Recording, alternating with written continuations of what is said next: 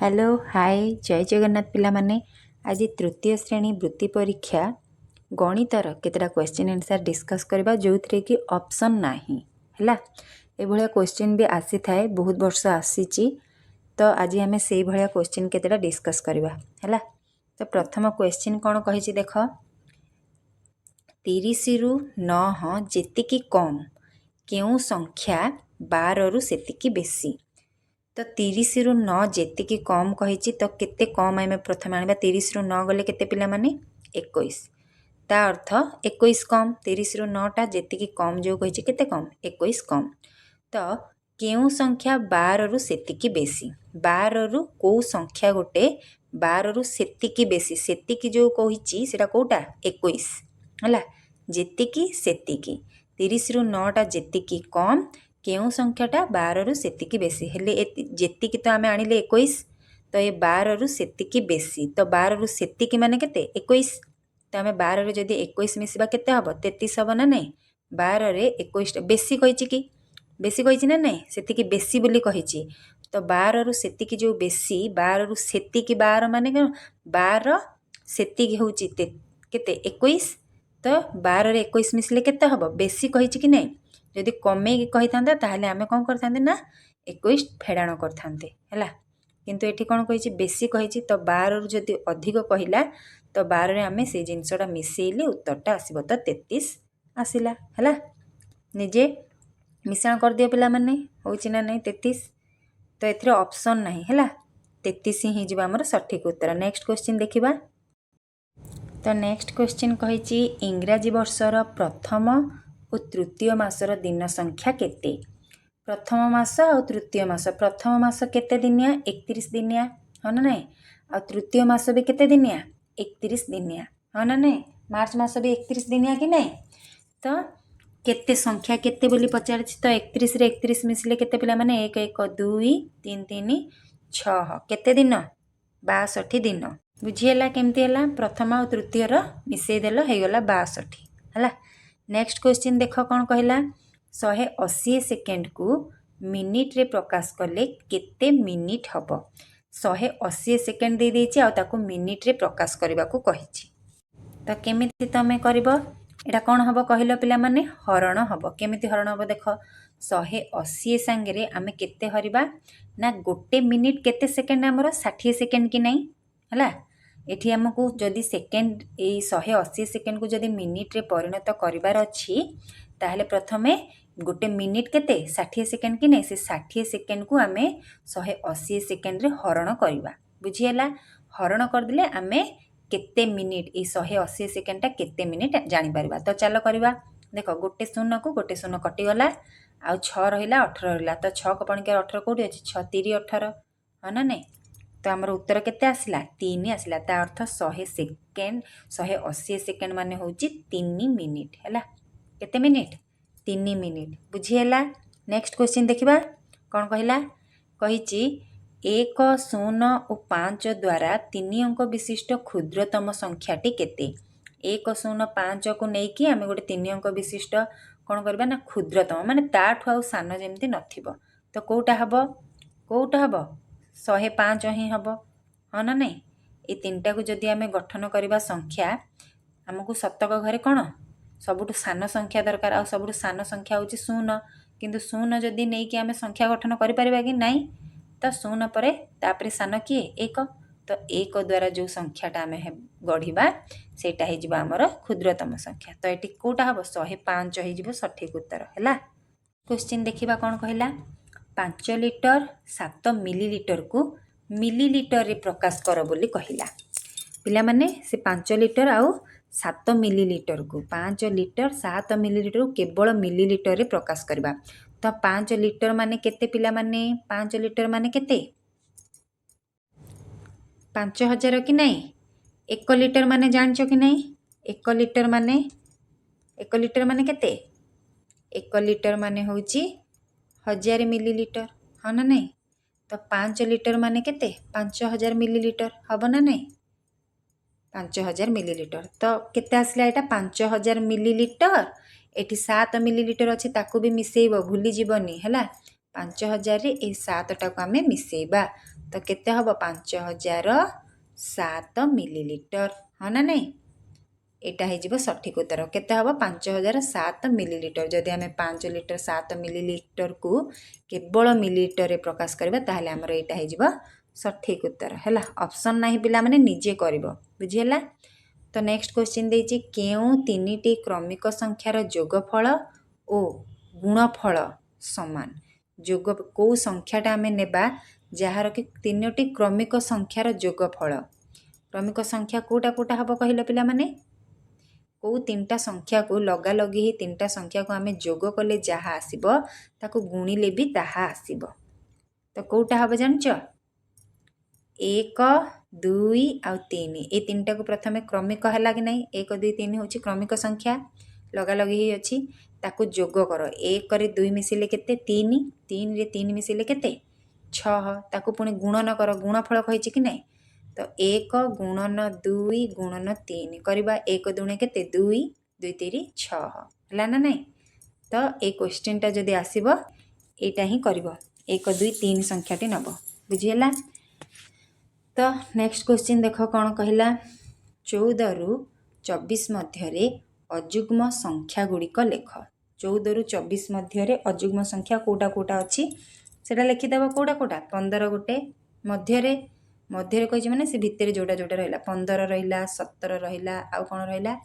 19 ରହିଲା, 21 ରହିଲା, ଆଉ 23 ରହିଲା। ଏତିକି ହେଲା। ତ ଏତିକି ହେଉଛି ଆମର ଅଯୁଗ୍ମ ସଂଖ୍ୟା।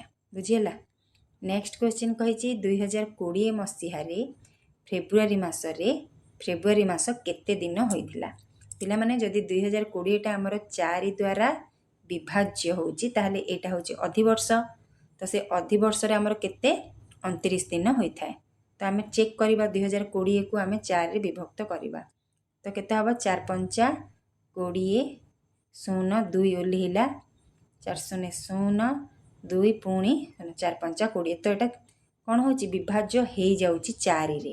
ତା ଅର୍ଥ ଏଇଟା ହେଉଛି ଗୋଟେ ଅଧିବର୍ଷ। ଆଉ ଅଧିବର୍ଷରେ ଫେବୃଆରୀ ମାସ କେତେ ଦିନ ହୋଇଥାଏ? 29 ଦିନ ହୋଇଥାଏ।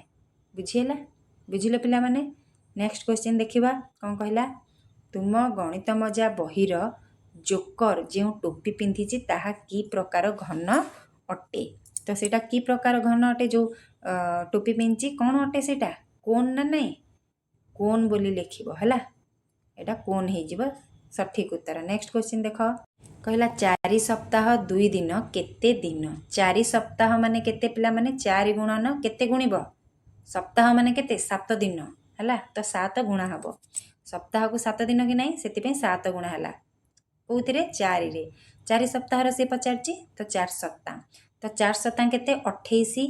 ଏଠି 2 ଦିନ ଅଛି ତ ଏ 2 ଦିନ 28ରେ ମିଶିଯିବ। 28 2 କେତେ? 30 ଦିନ ନା ନାହିଁ? ତ 30 ହେଇଯିବ ସଠିକ୍ ଉତ୍ତର। 30 ଦିନ ହେଲା। ନେକ୍ସଟ କ୍ୱେଶ୍ଚିନ୍ କ'ଣ କହିଲା ଦେଖ। କେଉଁଟି ଏକ ସ୍ୱତନ୍ତ୍ର ସଂଖ୍ୟା? ସ୍ୱତନ୍ତ୍ର ସଂଖ୍ୟା କେଉଁଟା ଜାଣିଛ ପିଲାମାନେ? କେଉଁଟା ସ୍ୱତନ୍ତ୍ର ସଂଖ୍ୟା? 1। ମନେ ରଖ ଏଇଟା ହେଲା। ସ୍ୱତନ୍ତ୍ର ସଂଖ୍ୟା ଆସିଲା କ୍ୱେଶ୍ଚିନ୍ ମାନେ କେଉଁଟା ଲେଖିବ? 1 ଲେଖିବ ହେଲା। ନେକ୍ସଟ କ୍ୱେଶ୍ଚିନ୍ କହିଲା ଗୁଣ୍ୟ ସହ ଗୁଣକ କେତେ ଗୁଣିଲେ ଗୁଣଫଳ ଓ ଗୁଣ୍ୟ ସମାନ ହେବ? ଗୁଣ୍ୟ ସହ ମାନେ କ'ଣ? ଗୁଣ୍ୟ ଗୁଣକ ଗୁଣଫଳ ଜାଣିଛ କି ନାହିଁ? ତ ସେ ଗୁଣ୍ୟ ସହ ଗୁଣକ କେତେ ଗୁଣିଲେ ଗୁଣଫଳ ଓ ଗୁଣ୍ୟ ସମାନ ହେବ? ତ ସେଇଟା କେଉଁଟା? 1 ନା ନାହିଁ ପିଲାମାନେ? 1 ହେଲା। 1 ଯଦି ଗୁଣ୍ୟ ନେବ ଗୁଣକ ନେବ ତାହେଲେ ସେ ଗୁଣଫଳ ଗୁଣ୍ୟ ସବୁ ସମାନ ହେବ ହେଲା। 1 ଏଇଟା ହେଇଯିବ ସଠିକ୍ ଉତ୍ତର। ବୁଝିହେଲା? ନେକ୍ସଟ କ୍ୱେଶ୍ଚିନ୍ ଦେଖିବା। ସଂଖ୍ୟାର କେଉଁ ସ୍ଥାନ ଅଙ୍କ ଦେଖି ଯୁଗ୍ମ ଅଯୁଗ୍ମ ଜାଣି ହୁଏ? ଏଇଟା ବହୁତ ଥର କହିଲିଣି। କେଉଁ ସ୍ଥାନଟା ଦେଖିକି ଆମେ ଯୁଗ୍ମ ଅଯୁଗ୍ମ ଜାଣିବା? ଏକକ ଘର ହେଲା। ଏକକ ଘର ଦେଖି ଆମେ ସଂଖ୍ୟାଟି ଯୁଗ୍ମ ନା ଅଯୁଗ୍ମ ଜାଣିପାରିବା। ବୁଝିହେଲା? ନେକ୍ସଟ କ୍ୱେଶ୍ଚିନ୍ ଏଠି ନେକ୍ସଟ କ୍ୱେଶ୍ଚିନ୍ କ'ଣ କହିଛି ଦେଖ ପିଲାମାନେ। ଅକ୍ଷରରେ ଲେଖ ବୋଲି କହିଛି। ନିମ୍ନଲିଖିତ ସଂଖ୍ୟା ଦ୍ୱୟକୁ ଅକ୍ଷରରେ ଲେଖ ବୋଲି କହିଲା। ତ ଏଇଟା କେତେ ପିଲାମାନେ? 300 ନ କେତେ? 79। ତ ଲେଖିଦେବ 379। କେମିତି ହେବ? ଅଣରେ ଆକାର, ଅ ତାଲବ୍ୟ ଶରେ ଦୀର୍ଘ ଇକାର ହେଲା। 379 ଆଉ ତଳେ କ'ଣ ଦେଇଛି 999 ଲେଖିଦେବ 999 କେମିତି ହେବ ନରେ ଏକାର ତାଲବ୍ୟସରେ ବ ଫଳା ତ 99 ହେଲା 999 ଏମିତି ଲେଖିଦେବ। ତାପରେ କହିଛି ନିମ୍ନଲିଖିତ ସଂଖ୍ୟା ଗୁଡ଼ିକ କେଉଁ ଦୁଇଟି ସଂଖ୍ୟାର ମଧ୍ୟବର୍ତ୍ତୀ ସଂଖ୍ୟା। ଏଇ ଯେଉଁ ସଂଖ୍ୟା ଗୁଡ଼ିକ ଅଛି କେଉଁ ନିମ୍ନଲିଖିତ ସଂଖ୍ୟା ଗୁଡ଼ିକ କେଉଁ ଦୁଇଟି ସଂଖ୍ୟାର ମଧ୍ୟବର୍ତ୍ତୀ ସଂଖ୍ୟା ଦେଇଛି 692 691 690 ଆଉ 699 ଦେଇଛି। ତ ଇଏ କେଉଁ ଦୁଇଟି ସଂଖ୍ୟାର ମଧ୍ୟବର୍ତ୍ତୀ ସଂଖ୍ୟା ହେବ କେଉଁଟାର ହେବ 693ର ହେବ ହଁ ନା ନାହିଁ କେଉଁଥିରେ ହେବ 693ର ହେବ ଆଉ 688ର ହେବ। ମାନେ 688 ଆଉ 693 ମଝିରେ ଏଇସବୁ ସଂଖ୍ୟା ଗୁଡ଼ିକ ଅଛି ହେଲା। ତ କେଉଁଟା ହେବ 693 ଆଉ 688 ହେଇଯିବ ଉତ୍ତର ବୁଝିହେଲା। ନେକ୍ସଟ କ୍ୱେଶ୍ଚିନ୍ ଦେଖ କହିଛି ନିମ୍ନଲିଖିତ ସଂଖ୍ୟା ଗୁଡ଼ିକୁ ବିସ୍ତାରିତ ଆକାରରେ ଲେଖ। ବିସ୍ତାରିତ ତ ଜାଣିଛ କେମିତି ବିସ୍ତାରିତ ଏଇଟା ହେଲା ବିସ୍ତାରିତ ହେଲା। 8 କେଉଁଠି ଅଛି ଶତକ ଘରେ ଅଛି ସେଥିପାଇଁ 8ରେ 2ଟା ଶୂନ। 1 ଦଶକ ଘରେ ଅଛି ସେଥିପାଇଁ 1ରେ ଗୋଟିଏ ଶୂନ ଆଉ 0 ଏକକ ଘରେ ଅଛି ସେଥିପାଇଁ ଗୋଟିଏ ଶୂନ ହେଲା। ତ କେମିତି ହେବ 800 ମିଶାଣ 10 ମିଶାଣ 0 ତଳଟା କେମିତି ହେବ 3ରେ କେତେଟା ଶୂନ ପଡ଼ିବ ଶତକ ଘରେ ଅଛି ସେଥିପାଇଁ 3ରେ 2ଟା ଶୂନ। 6ଟା ଦଶକ ଘରେ ଅଛି ସେଥିପାଇଁ 6ରେ ଗୋଟିଏ ଶୂନ। 8ଟା ଏକକ ଘରେ ଅଛି ସେଥିପାଇଁ 8ରେ କିଛି ବି ନାହିଁ। ଏକକ ଘରେ ଯେଉଁ ସଂଖ୍ୟାଟା ଥିବ ସେଇଟା ହିଁ ରହିବ। ତ ଆମର ଏମିତି ହେବ 300 ମିଶାଣ 60 ମିଶାଣ 8। ସିଲିଣ୍ଡରଟା କ'ଣ ହେବ ସିଲିଣ୍ଡରଟା ହେବ ଅକଟା ପେନସିଲ ହେଲା। ସିଲିଣ୍ଡରଟା କ'ଣ ହେବ ଅକଟା ପେନସିଲ ଯେମିତି ସିଲିଣ୍ଡରଟା ସେଇଭଳିଆ। ତ ଏଇଟା ହେବ କୋନ୍ଟା କେଉଁଠିକି ଯିବ ପିଲାମାନେ କୋନ୍ କେଉଁଠିକି ଯିବ ନଟୁ ପାଖକୁ ଯିବ ନା ନାହିଁ। ନଟୁଟା ଆମର କୋନ୍ ଭଳିଆ ତ ଏଇଠିକି ଆସିଲା। ତାପରେ ଆୟତ ଘନଟା କେଉଁଠିକି ଯିବ ଜ୍ୟାମିତି ବାକ୍ସ ପାଖକୁ ଯିବ। ଆମର ଯେଉଁ କମ୍ପାସଟା ଆୟତ ଘନ ଟାଇପ୍ର ହଁ ନା ନାହିଁ। ଆଉ ସମଘନଟା କେଉଁଟା ଯିବ ଲୁଡ଼ୁ ଗୋଟି ପାଖକୁ ଯିବ। ଲୁଡ଼ୁ ଗୋଟିଟା ସମଘନ ଚାରିଆଡ଼ ସମାନ ହେଲା। ତ ଏଇଟା ଏମିତି ହେବ ଉତ୍ତର ବୁଝିହେଲା। ନେକ୍ସଟ କ୍ୱେଶ୍ଚିନ୍ ଦେଖିବା କେଉଁ ସଂଖ୍ୟାର କହିଛି ସଠିକ ଉତ୍ତର ବାଛି ଉତ୍ତର ଉପରେ ଗୋଲ ଚିହ୍ନ ଦିଅ। ଉତ୍ତର ଯେଉଁଟା ଥିବ ହେଲା। ତ କହିଛି କେଉଁ ସଂଖ୍ୟାର 3 ଗୁଣ କେଉଁ ସଂଖ୍ୟାର 3 ଗୁଣ ହେଲା ଯେତିକି ଓ 2 ଗୁଣ ମିଶି 45 ହେବ। କେଉଁ ସଂଖ୍ୟାଟା ଗୋଟେ ଯାହାର 3 ଗୁଣ ଓ 2 ଗୁଣ 3 ଗୁଣ ଯେତିକି ଆସିଥିବ ଆଉ 2 ଗୁଣ ଯେତିକି ଆସିଥିବ ସବୁ ମିଶେଇକି ହେଉଥିବ 45। ତ ସେ ସଂଖ୍ୟାଟା କେଉଁଟା ଅପସନ୍ ଦେଇଛି 21 9 ଆଉ 10 ବୁଝିପାରିଲ। ତ 45 ହେବାର ଅଛି ତାର 3 ଗୁଣ ଆଉ ତାର 2 ଗୁଣ ଏଇ ଦୁଇଟାକୁ ମିଶେଇକି 45 ହେବାର ଅଛି। କେଉଁଟା ହେବ ଦେଖ ପ୍ରଥମେ 21 ଅଛି ତ ଆମେ 21ଟା ଆଗ ନେବା। ଯଦି 21କୁ ନେବା 21ର 3 ଗୁଣ କେତେ ପିଲାମାନେ 21 3 କେତେ 3 କେ 3 3 ଦୁଣେ 6 21 3 କେତେ 63। ତ ଏଠି ଦେଖ ସେ କହିଛି ମିଶେଇକି ଆମର 45 ହେବାର ଅଛି। ଏଠି କେବଳ ତାର 3 ଗୁଣ ପଳେଇ ଆସିଲାଣି 63। ତ ଏଇ ଅପସନ୍ଟା ଭୁଲ। 9ଟାକୁ ଯଦି ଆମେ ନେବା 9ର 3 ଗୁଣ କେତେ 27 ଆଉ 9ର 2 ଗୁଣ କେତେ 18। ତ 27 ଆଉ 18 ସେ କହିଛି କି ନାହିଁ ଗୁଣ 3 ଗୁଣ ଆଉ 2 ଗୁଣ ମିଶି 45 ହେବାର ଅଛି। ତ 27 ଆଉ 18 ମିଶେଇବା କେତେ ହେବ 15 1 2 1 3 1 4 45 ହେଲା ନା ନାହିଁ। ତ କେଉଁ ଅପସନ୍ଟାରେ ଆମର ଗୋଲ ବୁଲିବ କହିଲ 9 ଅପସନ୍ରେ ଗୋଲ ବୁଲିବ କାହିଁକି ନା 9ର 3 ଗୁଣ ଓ 9ର 2 ଗୁଣ ମିଶି କେତେ ହେଲା 45 ହେଲା।